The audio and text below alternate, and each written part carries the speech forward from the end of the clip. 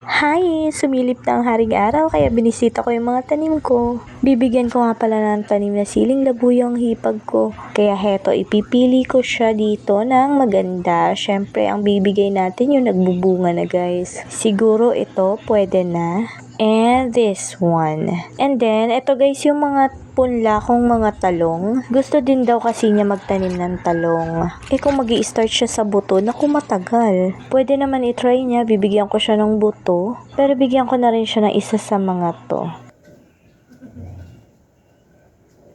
Bebe! Be!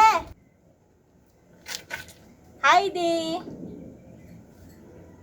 Heidi! Knock knock! Yes, babe! I have something for you! Yes! Bebe! Look! Alis kami. Bibili akong paso. Halika rito. Tignan mo. Ito, marigold. Kailangan mo siya ilipat. Oo. Beb, ang ganda ng bulaklak. Dito siya, guys! Halika rito! Wow. Hi, guys! Jandel, ito may bunga na. Ayan o, magbubunga pa siya. Ang dami niya, no? Oo. Ayan. Tapos ito, ayan. Wow. Magbubulaklak yan. Babe, bakit may kahoy? Ginawa ko siyang dati. Ano to? Kasi mahina pa lang yung katawan niya nung una. Yun, kailangan niya talaga ng Sige na yun. suporta. Kailangan niya ng suporta. Kaya siya may kahoy. Ayan. Nag-uusap lang kami kasi pinapakain ko lang si Jan. Paalis nga kami. Sama ka. Anong oras na? Anong oras? Ngayon. Magpapaligo kasi ako ng aso eh. Matagal ba yan? Magpaligo. Sakto lang. Saglit lang naman siya. Sige, hintay ka Dado, namin. kaya lang ito kailangan mo na siya i-ano ha. Yung ugat niya eh. Laki na niya.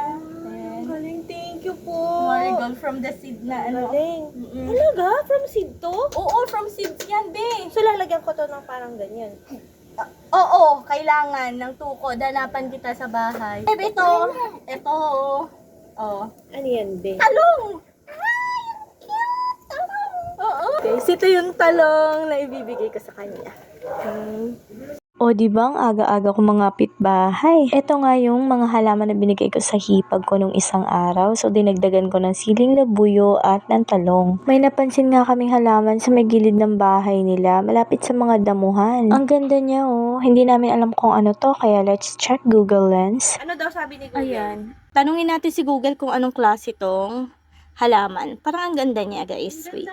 Ayan, scan muna natin kay Google Lens. Kapag may mga bagay akong gustong malaman kung ano yun, ini-scan ko lang siya. At ito nga yung sabi ni Google, this is an amaranth plant or Chinese spinach and this is edible daw. And I do some research pa nga, it's a vegetable pala. Madalas ini-stir fry siya, pero wala naman akong balak lutuin siya. Gawin ko lang siyang ornament plant for safety purposes. Hindi kasi ako familiar sa veggies na to. Siguro pag meron akong kilala na talagang nagluluto nito, baka i-stir fry ko. Pero dahil wala, even Google says it's edible, it's a no-no. Dalawa nga ito nakita naming amaranth, kaya tigisa kami ng hipag ko. Kinuha ko itong medyo mas maliit.